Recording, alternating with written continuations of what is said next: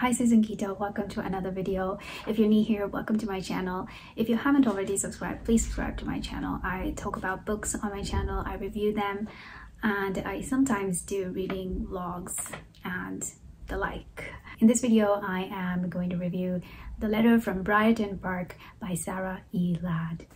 This is a Regency romance, a mystery set in the year, I believe, 1811, in which we follow Cassandra Hale, who is 24, who was raised as an orphan by, I believe, Mrs. Dent. And when her guardian is on her deathbed, she confesses to Cassandra that there's a letter which she received 2 years ago addressed to Cassandra, and she never really gave that letter to Cassandra. And when Cassandra reads the letter, which was dated 2 years ago, she finds an urgent message asking her to immediately visit Briarton Park, which is in Yorkshire. And that was dated 2 years ago. And that letter was from a certain Mr. Clark. And Mr. Clark says in the letter that he knows something about Cassandra's parentage. And because Cassandra never really knew anything about her family, where she came from, who they were, absolutely nothing, she is so curious. And so 2 years after the request that came through the letter, she sets off to Briarton Park. So Cassandra arrives at Briarton Park and she hopes that she would meet this Mr.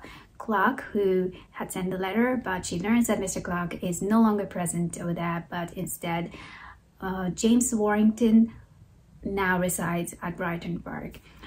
James Warrington is a good-looking widower. He has 2 daughters. Very convenient because Cassandra is not married either, so you know where the story is going right there. So when James Warrington learns that Cassandra is there to find out more about her family, or find out about her family, he decides to help her.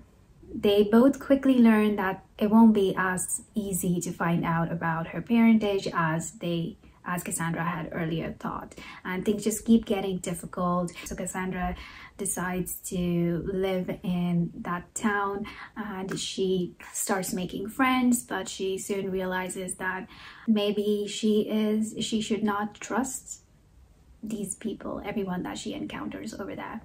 And yeah, things are just not easy. So what did I think about this book? I thought the plot was well executed, but was the plot interesting enough?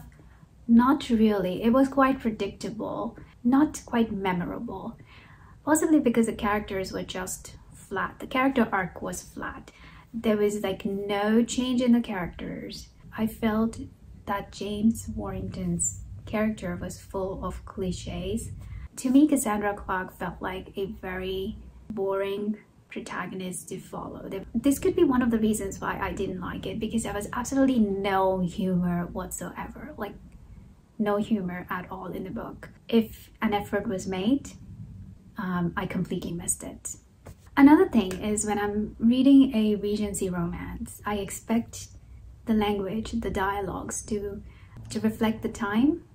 The dialogues were so flat as well. They read more like late 19th century, early 20th century.